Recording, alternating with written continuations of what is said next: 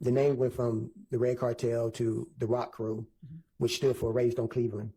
Then it went over to YSL. All right. Now, did you have an opportunity when you arrived on scene to speak with either of those three people? No, ma'am. They was already transported to Grady. The night of January 10, 2015. Did you get any specific details about the make and model of the car? Any definitive details? No, ma'am, except that it was probably a silver or a light gray colored vehicle. Okay. The night of the homicide, did you direct anyone to reach out to you? Yes, ma'am. And who did you direct to reach out to you? Kenneth Copeland. Other than what you learned as you began investigating the murder of Donovan Thomas, did you have any other knowledge about Kenneth Copeland? No, ma'am. Did you have any knowledge about what YSL was before you talked to Kenneth Copeland? If you're new, make sure y'all hit that notification bell, that like, share, comment, and subscribe. Grab a seat. We finna dig deep. What's up, YouTube family? Y'all know we back with another exciting twist in the Young Thug YSL Rico trial.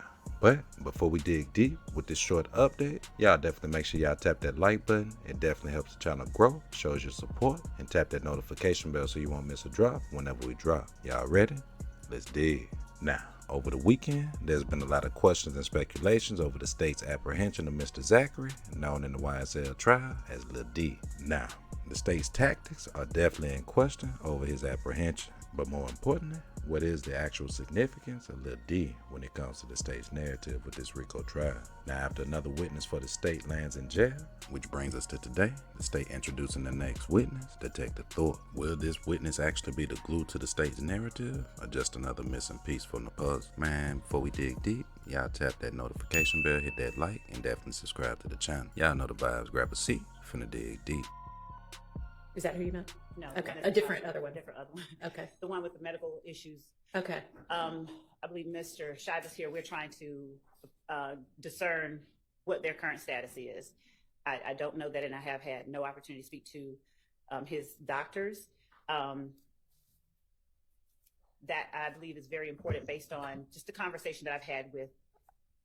Sure. I doubt if his doctors are going to tell you anything without a court order. That's what that's what we believe too. So Mr. Shive, however, could tell you if he wanted to, or if his client is okay with that. Well, there was. The situation is, DA called me last night when I was 50 miles from here. But what I'd like to do is I have a preliminary hearing, deal with that, go to the hospital. You can have an investigator or somebody else be right there, and the doctor's there, and with my client's okay, they can get whatever information they want.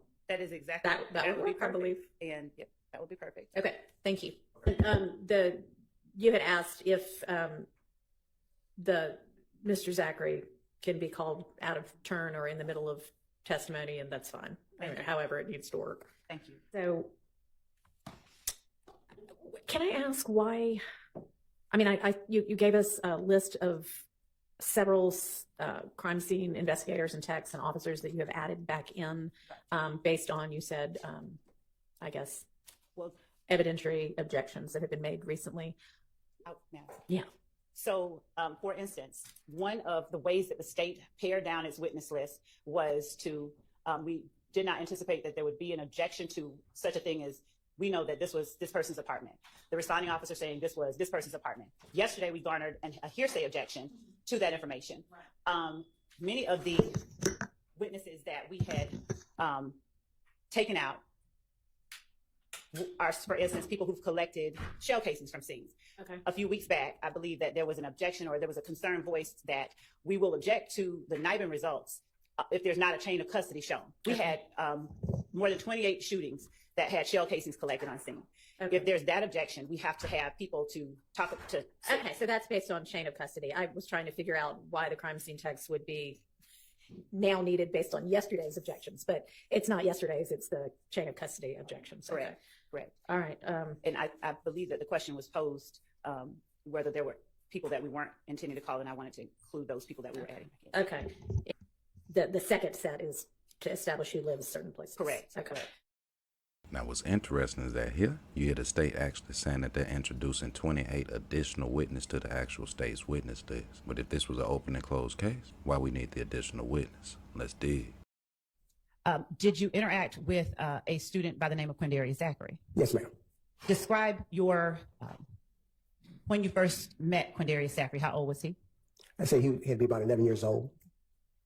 And In what capacity did you interact with him? Was it Usually times when he was misbehaving, and I would just take him to the side and talk to him rather than seeing him being suspended or suffering school punishment. I try to talk the kids to the side, get them out of trouble, and once again put them back into the classroom. what year was that you got to meet Quindarius Zachary? Can I recall right offhand? Probably around 2010, maybe. Back then in 2010, did you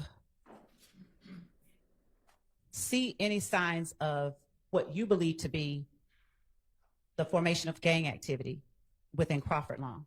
Yes, ma'am. Okay. Now, what was it that you saw that led you to believe that?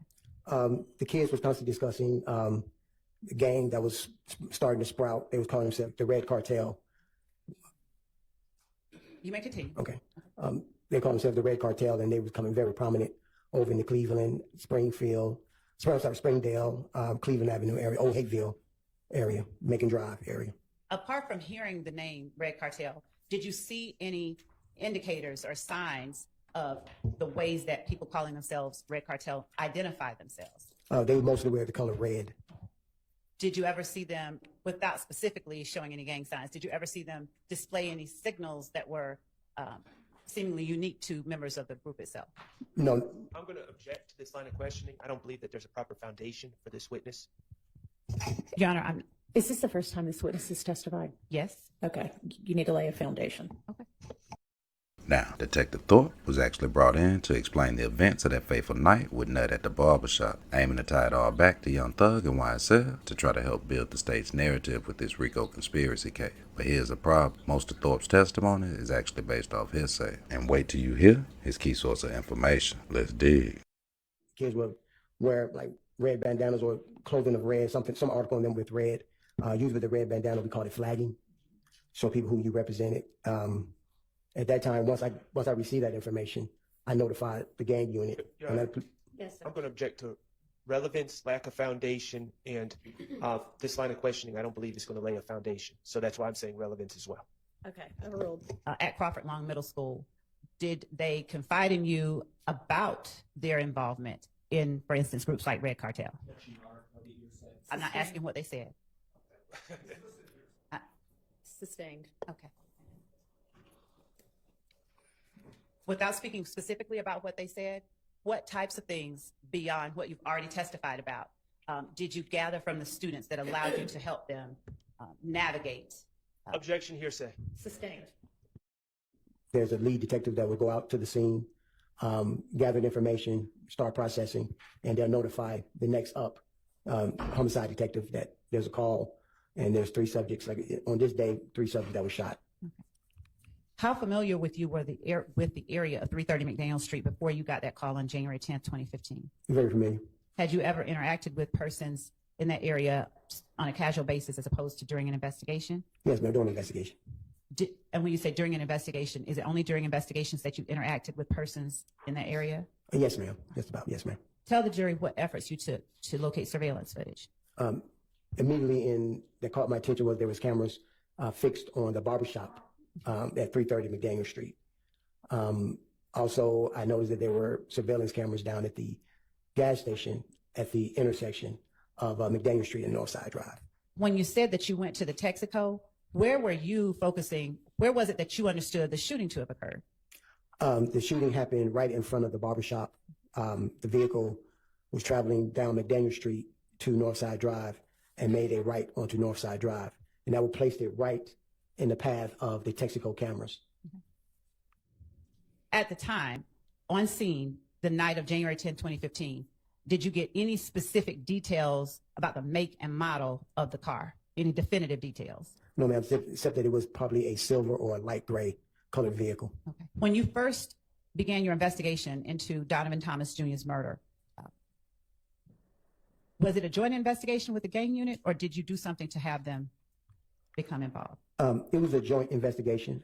They were providing me with information and intel stemming from their investigations on gang-related activities and what they deemed may be relevant for my investigation. Who within the gang unit offered up assistance in your investigation into the Donovan Thomas murder? Detective Gaither and Detective Dennis. Now,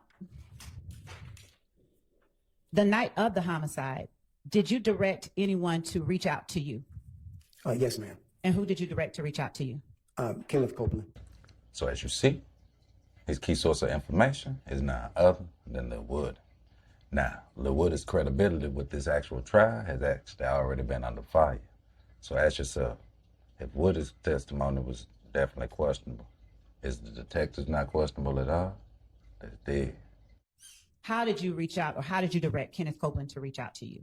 Upon returning to the homicide office so I can start my investigation, I got alerted by the Zone 3 Morning Watch Mobile Patrol of a shooting that just happened on Van Ira. Mm-hmm. And from what the officers gathered was that this was... Sustained. Okay. We won't talk with Okay. you about the officers on Van Ira Okay. and what they said. Okay, ma'am. But were you able to determine whose residence or what was on Van Ira at that location that the officer told you about? Yes, it was Kenneth Copeland's baby mother's house. All right. Who did you speak with without saying what they said? I believe her last name was... No, look at the notes. Nope, I don't mind at all. I don't want to mess up her last name. Quartermain. Was- Deshawn. Deshaun Quarterman? Yes, ma'am. Okay. And did you speak with anyone else? I spoke with Kenneth Copeland over her phone, over her cell phone. All right. Now, as you're looking at the barbershop footage, did you personally recognize anybody that you saw display faces of anybody that you saw out there? No, ma'am. What about the Texaco footage? Did you see anybody you personally recognized in the Texaco footage? No, ma'am. No, ma'am. Okay. And I mean from when you first saw it. Yes, ma'am. Okay. Did you, in releasing the information you released to the public, did you ever release a make and model of a car, to your knowledge? No, ma'am. All right. When you spoke with Mr. Copeland, you asked him about being involved in an accident. Yes, ma'am, because I started a deep dive investigation on his name Uh-huh. and put him through the APD, Atlanta Police database, and I was able to suss out several reports of him connected to being in an accident or traffic stops. Okay. And were your questions based on whatever vehicle you saw reflected in that report, or Yes, something ma'am. different? What was reflected, what people's description of people was given of the vehicle. Did you have the same kind of familiarity with Kenneth Copeland as a child that you did with Mr. Zachary? No, ma'am. When, if you recall, was the first time you knew about Kenneth Copeland? Like how old was, like around what year? 2015, the year of the incident. Okay. Now, it is two things I want to touch on real quick, and then we're going to jump right back in. Now, for one, Wood, the testimony has a whole bunch of inconsistencies, so who knows what to believe with that. But even with the state, does it not seem like her line of questioning? Does it not seem like she's leading the witness, telling them what to say, not? Or maybe it's just me. Let's dig. Other than what you learned as you began investigating the murder of Donovan Thomas, did you have any other knowledge about Kenneth Copeland? No, ma'am. Would you tell the jury the ways that you followed up on whatever Kenneth Copeland told you? Yes, the information I got from Kenneth Copeland, I immediately went to Detective Dennis and Detective Gaither to see if they knew about this information. They knew about it. They gave me details on it. He was able to find that they had already started an investigation themselves into it, I believe. Did you have any knowledge about what YSL was before you talked to Kenneth Copeland? I'll say that question again, ma'am. Did you know about YSL at all before January 10th, 2015? Overruled. Yes. All right. Now, was the knowledge that you had of YSL, was it gained from your investigation, your time as a detective, or something else? My time as a detective and my time working in the school system. All right. Now, when you say your time working in the school system, about what year would you say you first heard about YSL? I'm going to say probably about maybe 2012, 2013. Okay. That's about the first year that you heard of it? Yes. Okay. And Did you conduct any investigations yourself into any group called YSL during that time? no, ma'am. Did you speak with, without saying what they said, did you speak with any students about a group called YSL? Yes, ma'am. Do you know how many students you talked to? All right, a total of 8 students. How many? 8 students. Now, was Quindarius Zachary one of the people you talked to about YSL or not? No, ma'am. Okay. Do you remember the names of the students that you talked to about YSL? No, ma'am. Okay. Do you remember the relative ages of the students? Yes, ma'am. About how old? 14. And did you, during the time as a resource officer, did you personally observe any things that were being used to identify people as YSL? No. Okay. Other than the name YSL, when you were a school resource officer, did you have any other information or knowledge about YSL?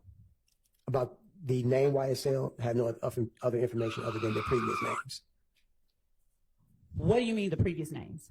The name went from the Red Cartel to the Rock Crew, which stood for Raised on Cleveland. Then it went over to YSL. All right. Did you ever arrest anybody during the time just for being affiliated with Red Cartel, Rock Crew, or YSL? No, ma'am. Okay. Did you conduct any investigations that involved either of those groups even after you learned about their existence from the students, but before January 10th, 2015? As in the YSL name itself or the previous names? Either. Yes. All right. How many investigations? Probably myself, probably a total of maybe 4 or 5. What type of investigate? What type of incidents? Forms his basis for his knowledge of other questions that he will be asked. Overrule. What type of incidents were you investigating that you spoke to the jury about just now? About aggravated assaults and aggravated assaults, homicides. How many homicides? Probably about 2. Now, as you see, Detective Thorpe is definitely here trying to help the state with their actual narrative. But here's the problem. This detective has no concrete evidence to support any of his theories outside of reports and secondhand information. Then the information that he got is also in question. Because ask yourself this, like we've been asking the entire trial, where are the reports? Detective Gaither, where are the reports? Where are the reports? But interesting, when the defense came down to the cross, a lot of holes get poked in the state's theory. So is the state actually still falling apart right here in front of our face while we're watching the defense pick apart this case? Let's dig. And this interview happened on October 19, 2015. Yes, sir. Okay. The warrants that you took out on the Donovan Thomas case were taken out. I know you testified that it was in November sometime. Yes, sir. It was actually taken out on October 20th, 2015. Okay. Isn't that correct? Yes, sir. Okay. I want to talk to you a little bit about your reports. You've been in law enforcement for how long? 30 years and 8, 9 months. 30 years and 9 months. Mm-hmm. Okay. And all that with Atlanta Police Department? Yes, sir. Okay. When you were brought on by the police department, before you even started you started on the streets, right? Yes, sir. On the streets. Okay. Before you even started, they trained you on writing reports, correct? Yes, sir. Okay. And throughout these 30 years of service you have with the Atlanta Police Department, you've obtained refreshers, taken refresher courses on writing reports, correct? Yes, sir. Okay. You have been trained that your reports are to be accurate, correct? Yes, sir. Okay. Accurate about evidence received, Yes, sir. accurate about things that have been told to you, Yes, sir. and accurate about the work you do on a case, correct? Yes, sir. You were supposed to document that work, correct? Yes, sir. And it's also, these reports are also supposed to be complete, correct? Yes, sir. Okay. So, as per your training, work you've done on the case, your reports are to include a complete accounting of this work, correct? Yes, sir. All right.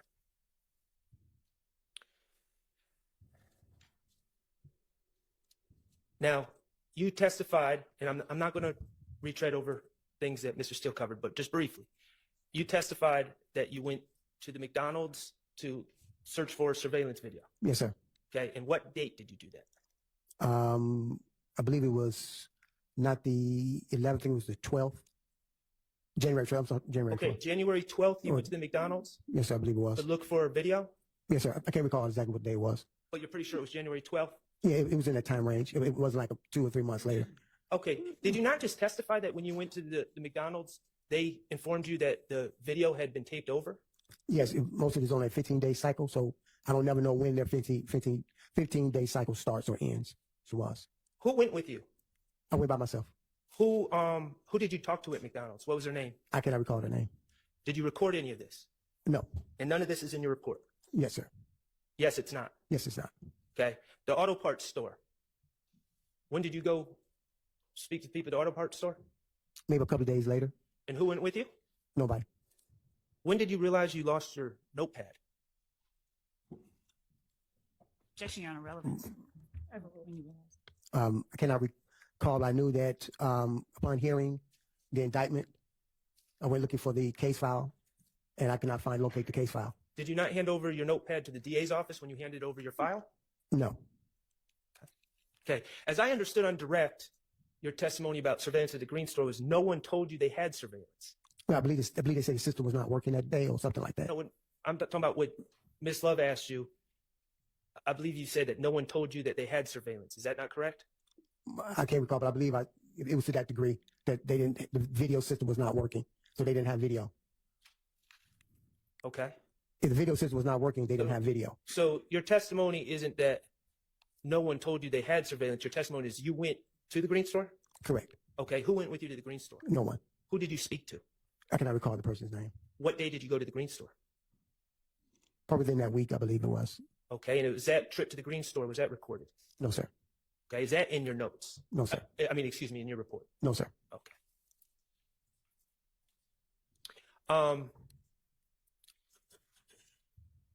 You testified that on the night, early morning of January 11th, you had a brief conversation with Deshaun Quarterman.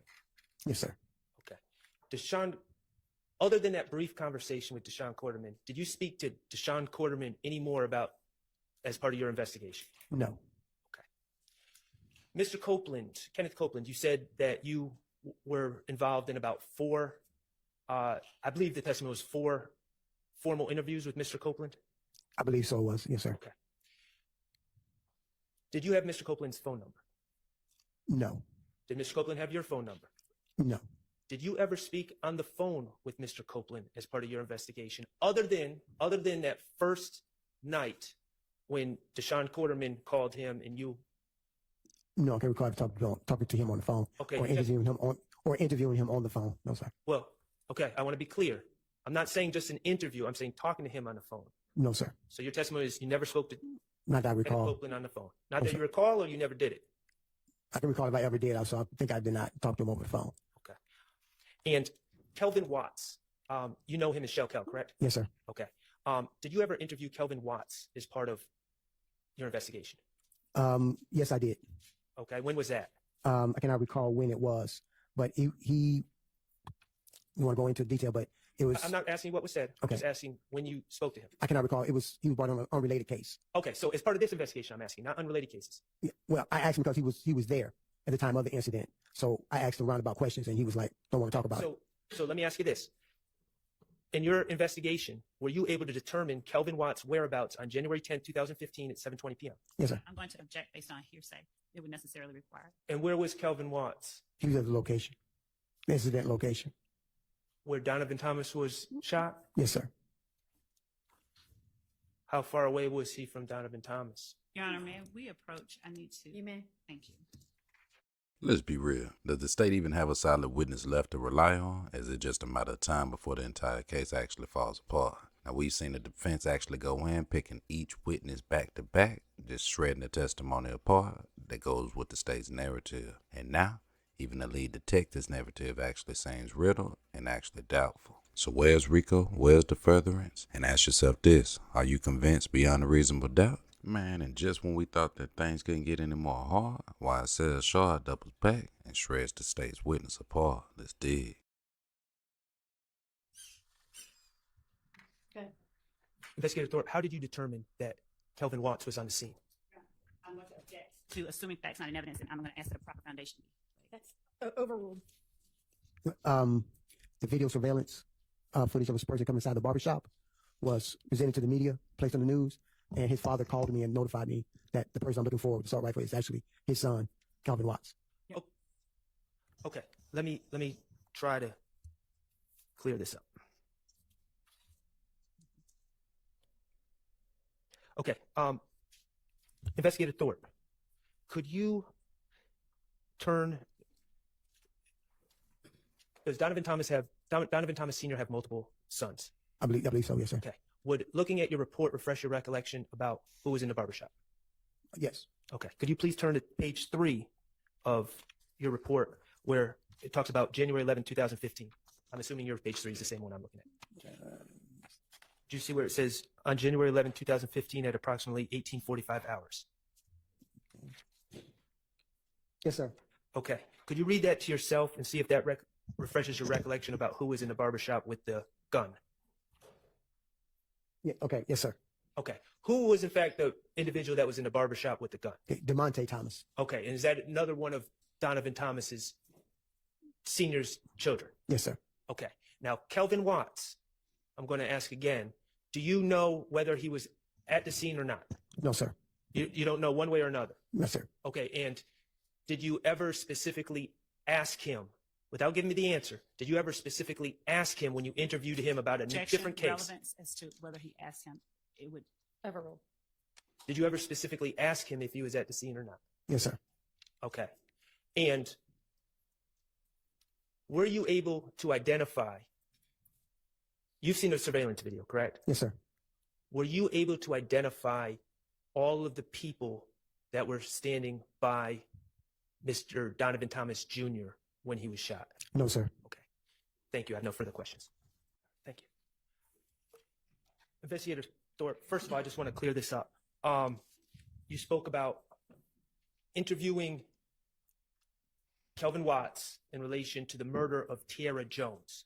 Yes. Okay. And then Ms. Love asked you if that was the case you interviewed Mr. Stillwell about, correct? Yes, sir. Okay, let's be clear. You interviewed Mr. Stillwell as a victim in that case, correct? Correct, sir. Okay. Let me back up. Kenneth Copeland told you that he was not present at a murder, correct? Correct. He told you when you spoke to him in these interrogations that just prior to the Interviews. murder, Go ahead, sir. in the interviews, just prior to the murder, his claim was he was at the green store. Yes, I believe that was one, and he said he was in bed. Okay. Also, he was at home in the bed. And then went to the green store. Yes, sir. Okay. And that's the store that, Object as to mischaracterization of information that has, of the evidence. that's absolutely not a mischaracterization. What time did he get out of bed? I do not know. Go ahead. Okay. So after he got out of bed, according to him, he went to the green store. I believe so. Yes, sir. Okay. And that's the store that's a block and a half or 2 blocks away from where Mr. Thomas was shot. Yes, sir. Okay. And then his story to you was after the shooting, he was at the McDonald's. Yes, sir. All right. Over the last 30 minutes or so, I'm not going to go through all of them. Ms. Love asked you about 75 different things that are in your report, right? Yes, sir. Okay. The bottom line is your report is thorough, correct? Yes, sir. In fact, your report includes you and Investigator Summer Benton going to the airport Yes, sir. to look for rental records in the name of Jeffrey Williams from Hertz Rental or from any rental car company at the airport. Correct. Okay. And the reality is at that time, you did not find any records, correct? Correct. Okay. But despite the fact that you got negative results from the rental companies at the airport, you still put your efforts to find evidence in the report, correct? Yes, sir. Okay. So going to the airport, looking for rental records, not finding them, made your report, right? Yes, sir. Okay.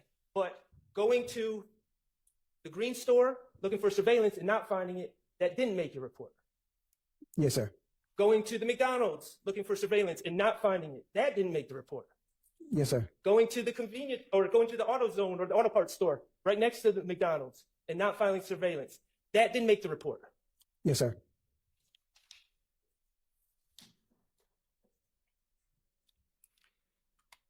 Your testimony seems to be the only things that didn't make your report.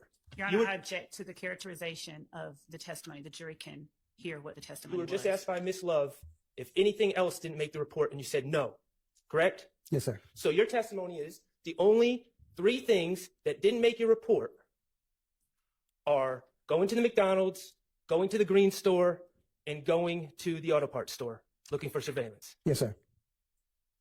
And we can't find your notes. Correct, sir.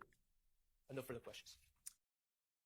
So what did we learn today? Well, in my opinion, Thorpe admitted that he couldn't provide concrete proof or evidence of YSL's involvement, yet alone connecting Young Thug to any of the alleged incident. No physical evidence, no clear connections, just hearsay and theories. But what does this mean for the case? After the prosecution has introduced witness after witness, and yet again, the evidence continues to feel shaky. As I said in the previous video, there's not been one witness that the state has actually introduced that has actually helped the state's case or their narrative. So what y'all think? Has the state's case actually weakened beyond repair?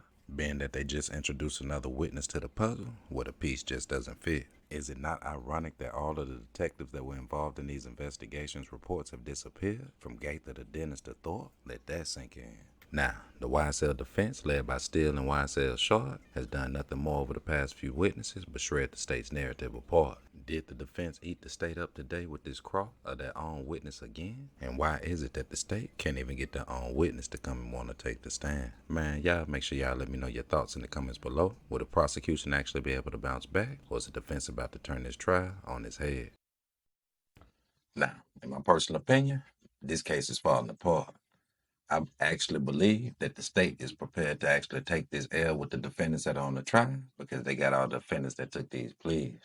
And speaking of the defendants that took the pleas, even though Woody does have immunity, does it not seem like the state is definitely targeting Woody for that? Or am I tripping? Man, this case should go to show. Man, the life you save might be your very own. Y'all make sure y'all jump in the comments, tap that notification bell so you get the drops whenever I drop. Hit that like button if you ain't tapped the like. Don't be afraid to support the channel. Cash App is in the description. Until next time, it's your boy Jay. Go.